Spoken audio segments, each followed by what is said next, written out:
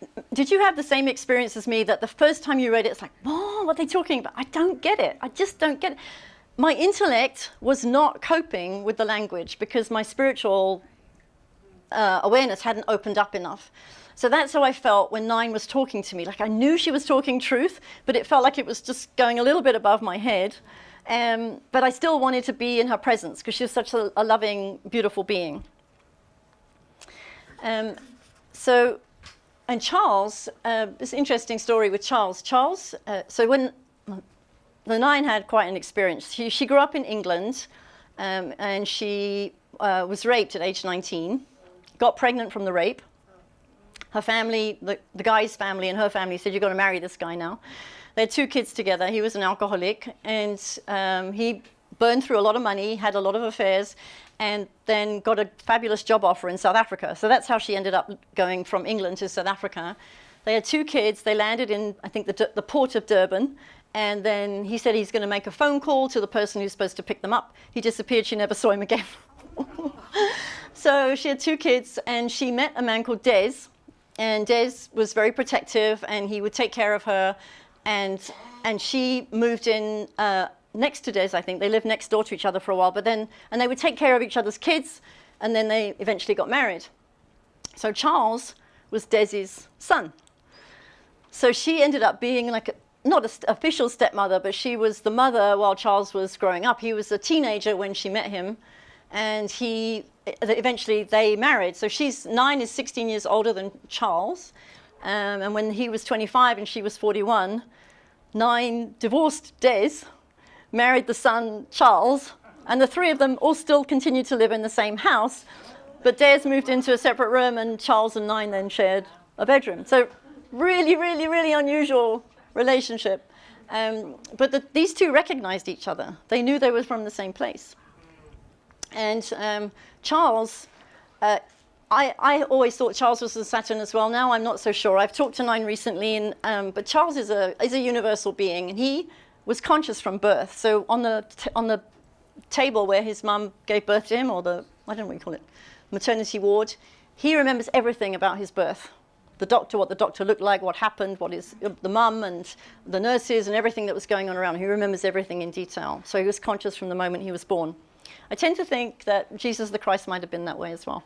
Just conscious from early on. And the thing is about them, they're just the most helpful, loving people. Charles is brilliant. He's a brilliant man. He's one of the top 5 qualified financial professionals in South Africa. And both of them loving, kind, they do anything to help. They're just very sweet people. And when I met 9 the first time, she said to me, so where are you from, dear? And I said, well, London, as far as I know. And she said, oh, no, you're not. and I knew she meant I wasn't from the earth plane. And I was so relieved. I was so relieved to hear that. It was such a, oh, now I understand why I feel so different all the time and so weird. When I told my mum, hey, guess what, Mum? 9 said, I'm not from here. She said, well, that's strange, Stephanie. I do remember giving birth to you. My mum was a little disconcerted. But I introduced my mum to 9, and my mum loves 9 as well. And so the name 9, I don't know if anyone's questioning why that name. I did too. So her mother wanted to call her 9. Go figure. I don't know why. But when they went to register her at the registrar of births and deaths, the registrar could not accept a number as a name. So as a child, she was called Nina or Nina. But her name is 9, and that's what she calls herself, and that's what her mother would call her. Her grandmother was a highly developed medium. And when 9 got to South Africa and the husband left her and abandoned her, she made a living speaking in spiritualist churches and giving spiritual counseling sessions. That's what she does. And this is the gang. We call them the gang. So she has got a group of people that hang around her. They're lovely people. They're all on the spiritual journey and completely accepting. There are some people that really, they just can't accept that she's not from here. So they can be abusive and cruel. And there's my mum. And top right is my mum. I introduced her to 9, They love each other. They both were raised in England during the war, so they swap war stories all the time. And then you see my husband Jim in the middle, and then Charles and me on the bottom. And now I'd like you to meet her. So we've got a video here. Ray, can you? So her accent's really West Country English accent. I'm hoping you understand it. So the first thing is, I was introduced to you in 1986 through our mutual friend Nellie Snyders. Oh, lovely. She was lovely. Yeah, she was lovely. And she told me that you were from the planet Saturn. And I don't know that I've ever heard you say that. So I'm really keen to know about your origins. I know, did Pam and Kevin just go in there and say what happened? About, we know.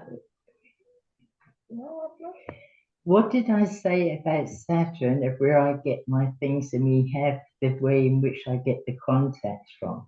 Via Saturn, yes, yes. Well, it's from Saturn, it's not via. It's direct from Saturn, but it's via the thought process. Yes. Well done, Steph, that's a good start. You're going to come with me. So you're not from Saturn, but your connection. No.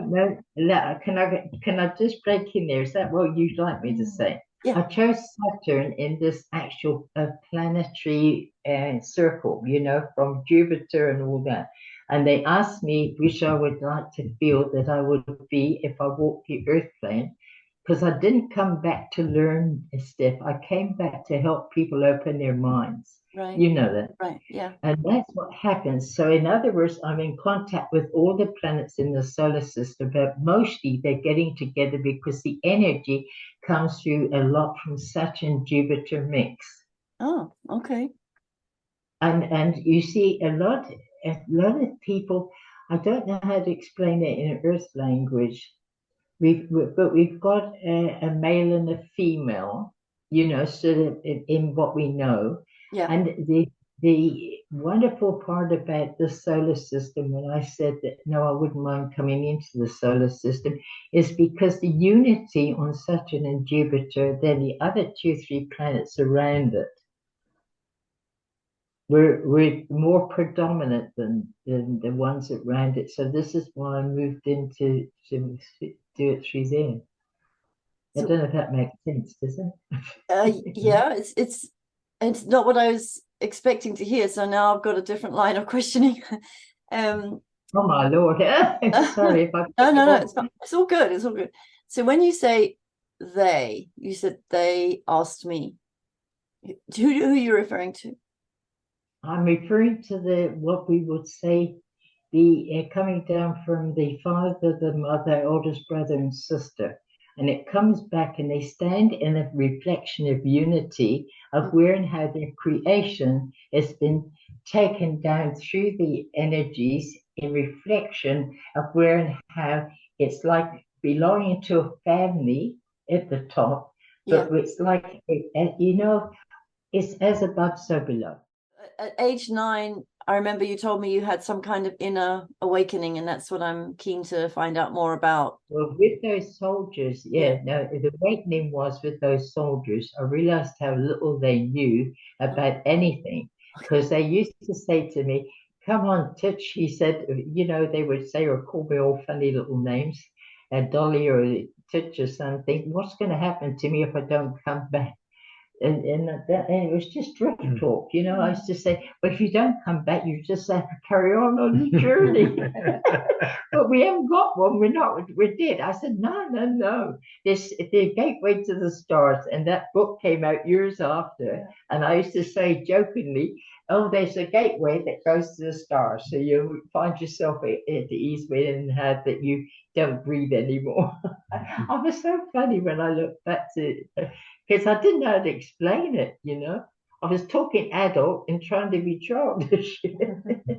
But more than talking adult, you were talking spiritual wisdom that even most adults. Well, giving them an idea, not to fear.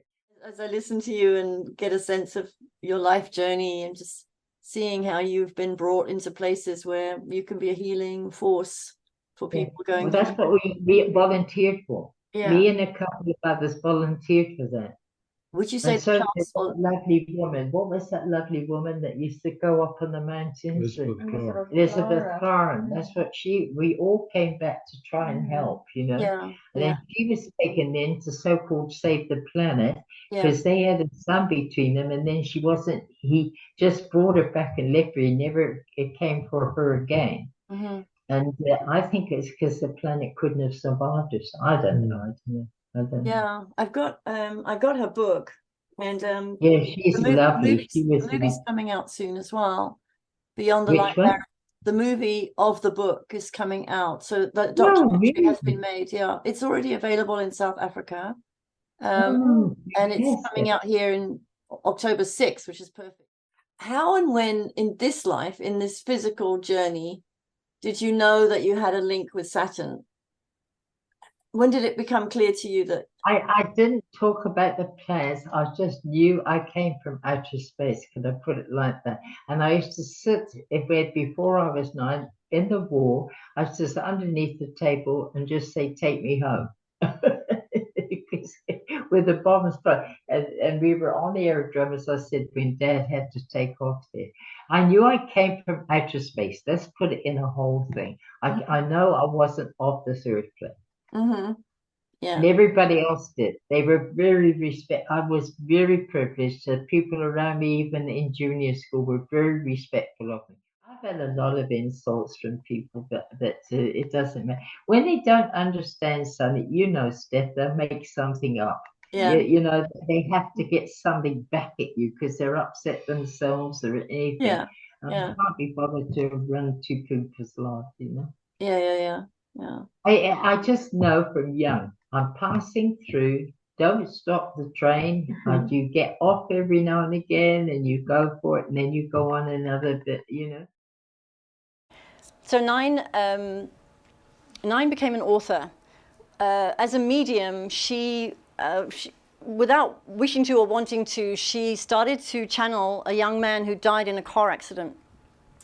And this young man was talking about how it was for him when he died. He was above his body looking down and watching the paramedics and the ambulance helping him. But it was his time. He was young. He was 19 or 20. And his family was distraught. But they heard that somehow their son Mike had started communicating through Nine. And they went to meet Nine, and she gave them lots of messages from Mike and told them about what he was experiencing on the other side. So they started to really be able to embrace what had happened, and they were no longer so afraid of death. And that's been a big piece of Nine's work. I don't know if you caught it when she was talking to the soldiers who were about to go to war. They would say to her, "What happens if I don't come back?" And you know, and she would say, "Well, you'll just carry on. You know, you'll just go through the Stargate." And she's very clear that life doesn't end. So that's been a big part of her work, helping people deal with death. She mentioned someone called Elizabeth Clara. Has anyone heard of Elizabeth Clara? No. Again, a South African lady. So she had an affair with a man from Meton, planet in Proxima Centauri. Do you say Centauri or Centauri? I think it's Centauri. I met her in Johannesburg. So I think she was probably in her late 80s when I met her, but she had a very special meeting in her living room one day, and I happened to get invited. And she told the whole story of how she saw the spaceship when she was 7 years old, and how she had developed this connection with the spaceship where she was telepathically connecting with the person in the spaceship, which turned out to be Archon, her lover. His spaceship landed on, it's called Cathkin Peak. I'll show you that. Cathkin Peak, it's in the Drakensberg, which is a big mountain range in South Africa. And he met her there. He took her up in his spaceship. He showed her what the spaceship looked like. And she, in her book, this book, Beyond the Light Barrier, she talks all about what the spaceship was like inside, about the technology, about how it was able to fly. And then they met a few times. He would come and meet her, and she always had the feeling, I've got to go to Cathkin Peak, or I've got to go to there's another Flying Saucer Hill. And he would always then land his spaceship, come out to meet her. And then he impregnated her here on Cathkin Peak, and he told her that they were trying to strengthen the gene pool amongst the space beings, and that she would get pregnant, and that she would come and live with them for 4 months. So she would give birth in outer space, and then also be able to suckle the child for the next 3-4 months. And then after the child was born, the child stayed in outer space, and she came back down to Earth. And then she would see him now and again. He would land now and again, but really that period in space was the longest time she was there. And luckily, we have a movie about it. So the Beyond the Light Barrier, I mentioned that in my conversation with Nine. So Nine knows Elizabeth Clara, or knew her. Elizabeth Clara's dead now. But both of them had this agreement that they were coming in to help the planet. So this is the movie promo, and we've got a short movie clip to show you the promo trailer. Take me to your leader.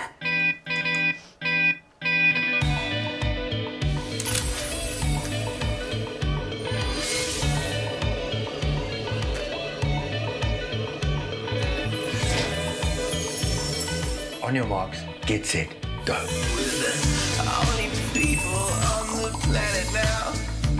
Take a look.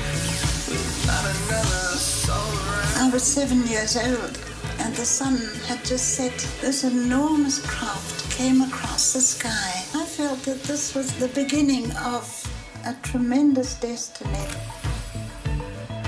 She must have had her first intimations or contact with flying saucers because she took these photographs. Those are the first ones that were photographed in 1956. She loved to talk about her journey up into space. She had sex in the spaceship. I don't think there's any other case on record of a woman giving birth to a child from an alien. Pure, undiluted love. I mean, there must have been a passion that we can't even imagine. That's not a good love story. Not a good love story at all. Sounds a bit like hogwash to me. This is Archon, who was my mother's love. It seems I have a half-brother out there in space. I do have doubts about the story. Who listens to messages? We are in trouble. Books. Interstellar trouble. Alien babies allegedly alleged. We're definitely not alone.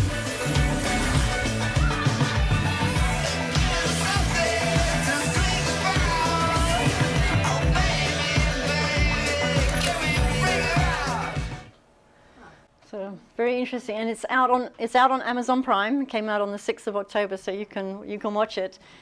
So you saw her being interviewed, and that's how I remember her when I met her. She's so serene and so demure, and there's so many people that don't believe her story. They think she made it all up. But when you read about the technology in the spaceship, it's like how could she make it up, and how could she make it up and then remember it? I mean, it's amazing when you read it, and so I believe her. I believe her. I know a lot of people don't, and the movie's quite interesting. It shows interviews with people who just think she's making it all up, and others who are completely convinced that she was telling the truth. What's your sense? Truth? Truth? Who says truth? Yeah? I'm not sure. Jury's out. You'll watch the movie. Yeah. Okay. Oh, sorry, I didn't mean to play it again. Okay, next African person I met is Credo Mutwa. He's a prophet and a shaman. In South Africa, we have this, we've probably heard the word witch doctor, which is a very negative word for what's really a natural healer. Now, there are some witch doctors that do kill cats and babies to get bones and stuff like that. I mean, there are some that are very superstitious and very, I would say, backward, but not this guy. Credo Mutwa is a leader of the African people. And he had a abduction experience, which actually wasn't very pleasant for him. It was a bit painful, but he is fully embraces the ETs and talks about them showing up in the African bush. And I met him. I knew about him during the apartheid years, and I got his books and I read about him, but I actually got to meet him as well. He's a really wonderful soul. Next person is J.J. Hurtak. I'm sure the UFO enthusiasts know about him. J.J. Hurtak, is that a name for you? Yeah. So again, I met J.J. Hurtak in South Africa in 1987. So I met 9 in 86. I met Elizabeth Clara in 87, and J.J. Hurtak as well, also in 1987. He's an American, he's a space researcher, and he's a UFO, UAP expert.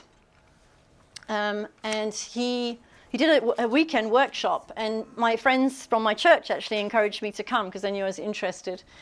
And I did, again, another man who's brilliant mind, and I didn't understand a lot of what he said. He's pictured here with his wife, Desiree. They're both scientists, they work together. And he wrote a book called The Keys of Enoch. So you probably know the Book of Enoch was written out of the Bible. But there's a lot of information in there that was probably not acceptable to the people who decided which books are going to be included and which aren't. A lot of about the gods mating with women, human women. So that was all cut out of the Bible that we have now. He talked about his outer body experience, and he said he really wanted to know the secret of life, and he promised if he was given that, he would spend the rest of his life teaching it. And then he said he was whisked up to the celestial court for the next 48 hours, where he was receiving teachings from Moses and Elijah. And then he has spent the rest of his life teaching it. That's what he does. He travels around the planet. He speaks at the Parliament of the World Religions. I'm going to, in the interest of time, I'm not going to read to you about that experience. He talked to us about the alignment between the Great Pyramids of Giza and the Pyramid of the Sun and the Moon in Mexico City. How the pyramids are not isolated. It's all about alien science and lining up on the planets. Did ETs build the pyramids? So the pharaoh saying, the pyramid is a terrific idea, but how are you going to move 2 million plus limestone blocks weighing an average 2.5 tons each over to this location? And the little green man, E.T., has got the whole thing figured out. Yeah, galaxy movers, yeah. So I believe that ETs did create the pyramids, and I've been to Egypt about 16 times now, spent quite a bit of time in the Great Pyramid, meditating in the King's Chamber. I met my husband, Jim Hatton, there in the King's Chamber of the Great Pyramid. Yeah, this is not human building. This is not human building. There's something going on here. We don't know what it is, but I suspect it's extraterrestrial intelligence. And if you see how Egyptians build their houses today, you know it wasn't an Egyptian thing that happened. He also talked about the flat-top mountains in South Africa as spaceship landing stages. And he said to us, he had contact, I believe, with ETs, and his position then was that it's like any discarnate for us as if you're talking of mediumship. So there are discarnate entities. Some are playful, mischievous, and naughty, and evil, and some are well-meaning and good and helpful and healing. So he said it's the same with ETs. Some are mischievous or they may be harmful. Others mean good. And he taught us to sing a chant that would protect us from the evil ones. So if an evil ET was going to come into our space, if we sang this chant, then they would be repelled or deflected. But if it was a good one, well-meaning one, then they would be allowed in. So can we play the chant?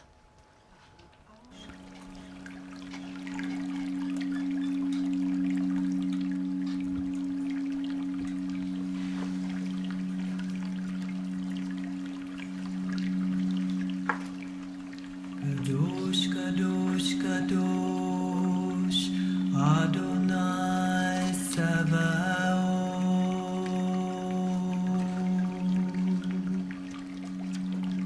Kadosh, Kadosh,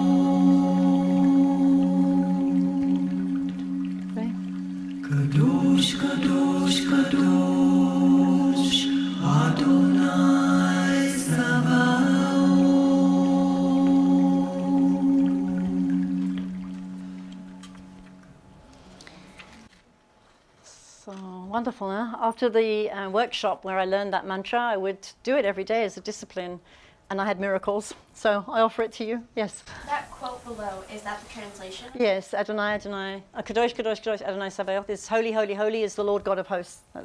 That's the meaning, yeah. So I didn't know, when I did this workshop with J.J. Hurtak in 1987, that he was meeting with Credo Mutwa and also Elizabeth Clara. They all knew each other.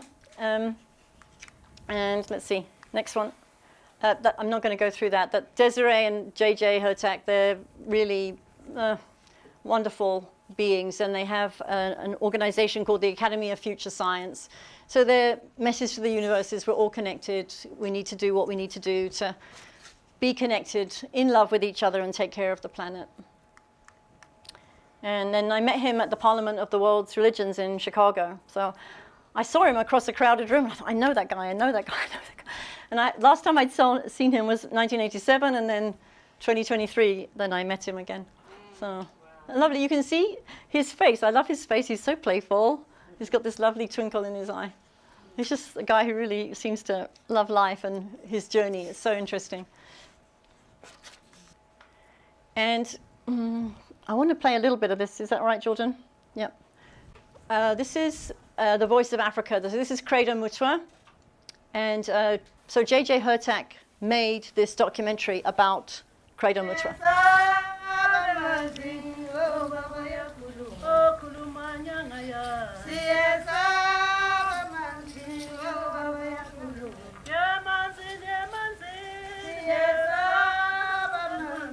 In Africa, we have always striven to create the perfect human being. Only by creativity shall we ensure the survival of the human race upon this planet. There is nothing supernatural. Everything is natural. We are not alone in this world, nor are we alone in this universe. This is the story of a meeting with an incredible man, a spiritual leader and high shaman of the Zulu nation, a man that has been called the Prophet of Africa. My name is Mutwa, Credo Mutwa, and I live in the Republic of South Africa. I am what is called a Sanusi, which is a sort of high priest. I am a traditional healer belonging to that branch of our traditional religion which regards the Great Earth Mother as being superior to God the Father, because there are two great branches of the black religion. I am a traditional healer, and most of my practice has to do with overcoming fear. And I know from many years of experience that the more unfounded a fear is in the mind of a human being, the more deep-rooted that fear happens to be. There comes a stage in the life of a human being when he or she falls in love with his or her pet fear. And according to the traditions of our people, if you want to overcome fear, you have got to face it squarely. Now, first you must ask yourself, why do I fear those people? What do I know about them that I have got to fear? Face your fear. Look at it in the face as a lover looks into the face of her lover. What have I got to fear? If I am black, what have I got to fear from the whites? If I am white, what have I got to fear from the blacks? If I am Caucasian or Aryan, what do I have to fear from the Jews? Or if I am Jew, what do I have to fear from the Gentiles? You will find on facing your fear squarely that your fear is based not on what you know about those people, but on what you do not know about those people. And once you make it a point to know more about those people, then you will overcome your fear. When we overcome the fear of people of races other than our own, we shall be closer to achieving the long-held dream of philosophers. The dream which is to create a united world which would take the first sons and daughters of mankind to the very stars and beyond. Because so long as man is divided by fear, so long as man is divided by hatred, so long shall he never know real progress. We are not alone in this world, nor are we alone in this universe. You cannot accuse a bushman who has lived his life all the time in the Kalahari Desert of lying when he tells you that he knows that there are creatures that come from the stars which look like men. You cannot accuse a pygmy of lying, a pygmy who lives deep in the jungles of Zaire, when he tells you that he once saw a creature emerge from a glowing sphere or a glowing disc which had fallen in the bush. All over South Africa you find stories of these extraterrestrial visitors.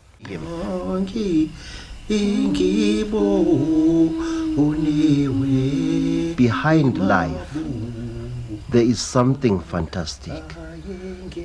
There are things that we cannot see, things that are just as wonderful, if not more so, than those things that we see. There's a little bit left, but I want to move on just because we're running out of time. He's now dead. He died at that stage, probably about 60 or 70, but he died in his late 90s. He lived a long life, and he died about 20 years ago. Yep. Also in 1987, that was the year apparently for ETs and me, I met a man called Jung from France, and he told the story of when he was walking in the forest in France and a spaceship landed. The little guys came out and asked him to come in, and they didn't abduct him as such, they invited him in. He went in and they did surgery on him, and they implanted a green light in his forehead. And during the day, you couldn't see the green light. Under electric light, you couldn't see the green light, but I invited him over to my house, and I invited a group of people to come and meet him. He said that when he left the spaceship, he felt like his whole life was about teaching people about loving. He felt a sense of purpose, a sense of commitment to teach the world about love. That spaceship experience transformed him. And he would go to various people's homes where he could have an audience, and he would show everybody the green light that the ETs had implanted in his forehead. So the way we did that in those days, 1987, we had separate flash bulbs. Do you remember those days? So we would let the flash bulb off, and in the flash, you could see a neon green light in the center of his forehead. And I don't have a photo, unfortunately, but the green light would glow, and then the flash bulb light would dim, and then you couldn't see the green light anymore. So we did it a number of times, just, for the fun of it and just to prove. And I lost touch with him, so I don't know where he is now, if he's still alive. And then, who's been to Stonehenge? Yep. So again, maybe they were built by ETs, maybe not, we don't know. But close to Stonehenge is the Avebury stone circle. It's not very well known. It's a huge stone circle, and you can actually go in there and touch the stones. It's not cordoned off like Stonehenge is. And next to the Avebury stone circle is a crop circle. So I walked in the crop circle, and no problem. It didn't feel scary at all. And then close to the crop circle is Silbury Hill, and it's known to be a UFO landing stage. So it's all been cordoned off by the Ministry of Defense with barbed wire. Somehow I got over the barbed wire, because when I heard that it was a UFO landing stage, I wanted to climb that hill, and I wanted to experience what it was like on the top of that hill. So my friend was with me. She didn't dare go over the wire. Well, I raced up the hill. I lay on the top of the hill, spread eagled like that. I said, "I'm here, take me now." So they didn't come. And that's why I'm here today. Very disappointing. All right, this is how crop circles were formed. Got a little alien doing the ironing. And so the way forward, learn as much as you can, change your mindset, realize the connection between spiritual growth and ET awareness, connect with like-minded individuals that are supportive, willing to learn, not living in fear, not chasing conspiracies. Break the UAP taboo by speaking the truth openly but with discretion. Speak with facts, or at least with information from dependable sources, and recognize and embrace the oneness of all life. That's how we move forward. So, spiritual tools, prayer and meditation, I'm sure all of you do that. Affirmations, mantras, chanting, music. So on the right-hand side is a beautiful CD from J.J. Hurtak and his wife, and it's similar to the chants that we did earlier on today. And it's a beautiful CD if you want to get it and just really let it work on your consciousness. So how about let's do the affirmations together. I'll say it and then you say it back to me. So I'm one with all life everywhere. I'm one with all life everywhere. I am guided and directed. I am guided and directed. I am safe and protected. I am safe and protected. I am now open to new dimensions of knowledge and experience. I am now open to new dimensions of knowledge and experience. Love leads the way and reveals my path to the stars. Love leads the way and reveals my path to the stars. Thank you. Good job. All right, so communicate and connect. Talk about what you're discovering. Reach out and touch somebody's finger. And make this world a better place if you can.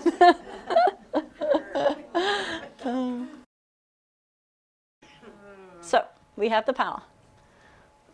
Individually, we can choose to free ourselves from fear, personally, politically, and planetarily. And we have the power collectively to choose to embrace the expanded dimensions of intelligent life in this universe for the good of the whole. Thank you very much, ladies and gentlemen. You've been a lovely audience.